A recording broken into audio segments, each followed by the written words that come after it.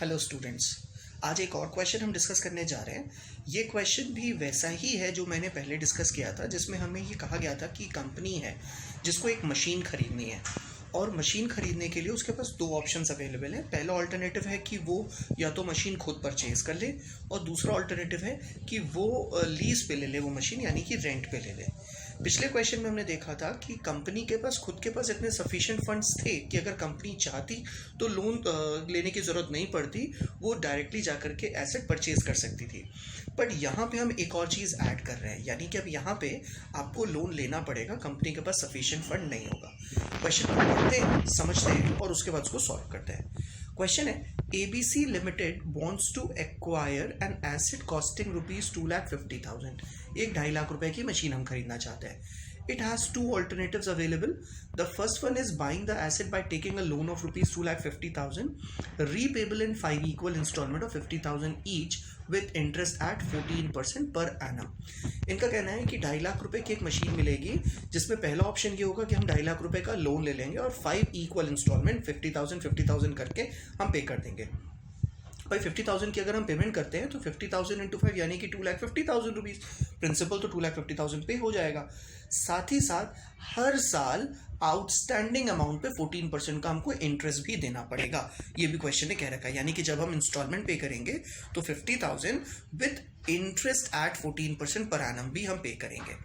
फिर इनका next point होता है कि the second one is leasing the asset for which lease annual lease rental is 75,000 up to 5 years. The second one is leasing the asset for which annual lease rental is 75,000 up to 5 years।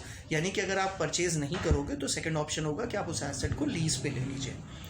अगर हम उस asset को lease पे लेते हैं तो lease की जो वैल्यू होगी वो होगी 75,000 और ये 5 साल तक हमको पे करना पड़ेगा, क्योंकि 5 साल एसेट की लाइफ है। The lessor charges 2% as processing fees in the first year on 2,50,000। इनका कहना है कि जब हम लीज पे एसेट लेंगे तो 75,000 तो हर साल मुझे पे करना है, वो तो रेंट है। साथ ही साथ क्योंकि हम लीज एग्रीमेंट बनवाएंगे तो उसमें प्रोसेसिंग फीस हमारी 2% लगेगी, तो वो आपको अलग से देना पड़ेगा और वो फर्स्ट ईयर ही पे करना पड़ेगा। Assume the internal rate of return to be 10%, यानी कि जो प्रेजेंट वैल्यू फैक्टर्स हैं वो आपको दे रखे हैं 10% के रेट से, वो आपको कैलकुलेट करने की ज़रूरत नहीं है, जो क्वेश्चन में दे रखे हैं वही आप पिक कर लोगे।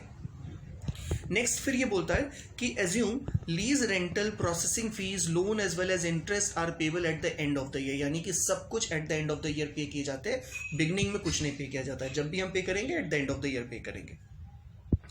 Suggest which alternative is better for the company. Take depreciation at 15% on written down value and tax at 30.9%। ये क्वेश्चन आपके एग्जाम में आया था 10 मार्क्स में, ध्यान से इस बात को समझिएगा। डेप्रिसिएशन होगा 15% और यहाँ पे क्लियर कट कह रखा है कि जो मेथड होगा वो होगा रिटन डाउन वैल्यू मेथड। इस क्वेश्चन में रिटन डाउन वैल्यू दे रखा है तो हम रिटन डाउन वैल्यू ही अडॉप्ट करेंगे। अगर नहीं लिखा रहता तो मेरे पास दोनों ऑप्शंस अवेलेबल थे, हम चाहे तो written down value method adopt करते, चाहे तो SLM मेथड अडॉप्ट करते।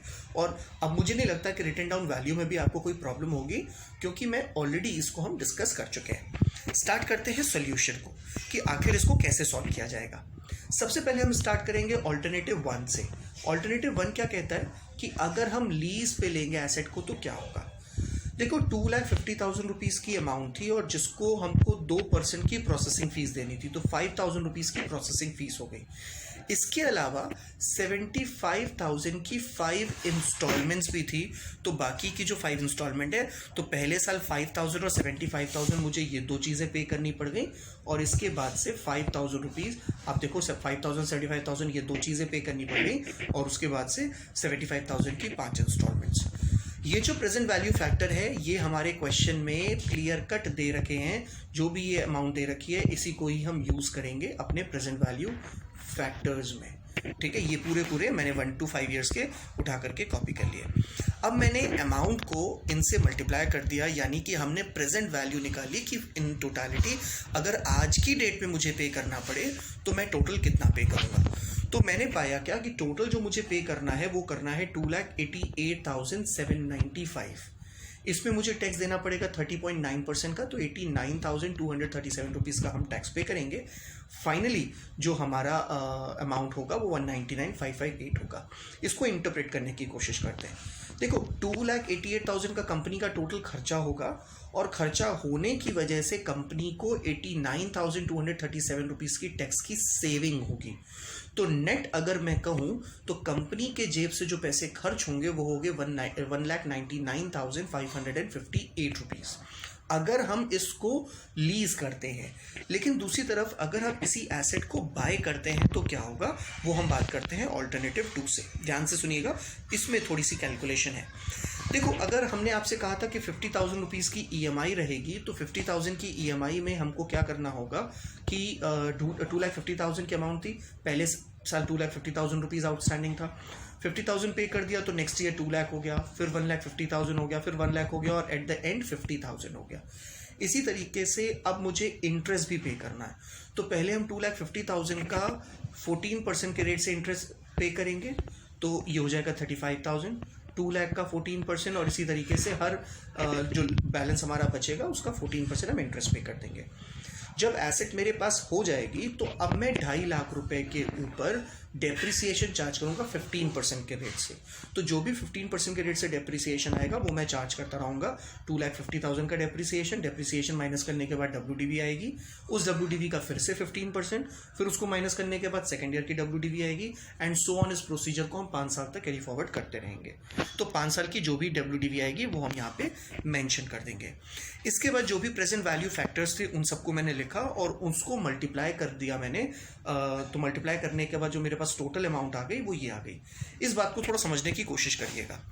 यहाँ पे अब मेरे पास 2 चीज़ें खर्च हो रही हैं। वो 2 चीज़ें कौन कौन सी हैं उसके बारे में बात करते हैं। सबसे पहले तो मेरे पास से इंटरेस्ट खर्च हो रहा है और दूसरा मेरे पास से डेप्रिसिएशन खर्च हो रहा है। तो मैंने क्या किया, इन दोनों के टोटल को इससे मल्टीप्लाई किया तो मेरे पास आंसर आया 65,903, क्योंकि अब मैं 14% का इंटरेस्ट भी पे कर रहा हूँ प्लस एसेट का डेप्रिसिएशन भी चार्ज कर रहा हूँ। तो यानी कि अब मैं PL में 2 चीज़ें क्लेम करूँगा। इसी तरीके से सेकेंड ईयर का, थर्ड ईयर का और 5 साल का मैंने यहाँ पे मेंशन कर दिया।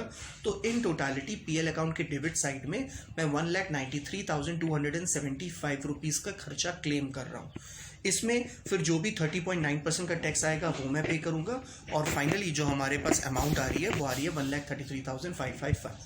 दोबारा से इसको इंटरप्रेट करते हैं, यानी कि कंपनी जो PL अकाउंट में डेबिट कर रही है वो कर रही है 1,93,273 और जिस वजह से कंपनी की जो टैक्स सेविंग हो रही है वो हो रही है 59,722। तो कंपनी के जेब से जो एक्चुअली पैसे खर्च हो रहे हैं वो हो रहे हैं 133,551 जो इसका वो क्लेम कर रही है। अब अगर हम टैक्स प्लानिंग के पॉइंट ऑफ व्यू से बात करें तो यहाँ पे हम देखेंगे तो सेकंड ऑप्शन में मुझे बेनिफिट हो रहा है 59,722 का और फर्स्ट ऑप्शन में बेनिफिट हो रहा है 89,237। तो टैक्स प्लानिंग के पॉइंट ऑफ व्यू से मुझे फर्स्ट ऑप्शन ज़्यादा बेनिफिशियल होगा क्योंकि मेरी टैक्स सेविंग सबसे ज़्यादा यहाँ पे हो रही है।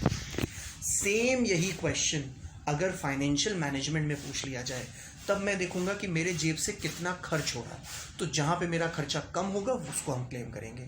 तो जब मैं एक्सपेंसेस के पॉइंट ऑफ व्यू से बात करूंगा तो मेरे लिए ऑप्शन 2 बेनिफिशियल होगा क्योंकि यहाँ पे मेरा खर्चा हो रहा है 1,33,551, लेकिन मेरा यहाँ पे फर्स्ट में खर्चा हो रहा है 1,99,558।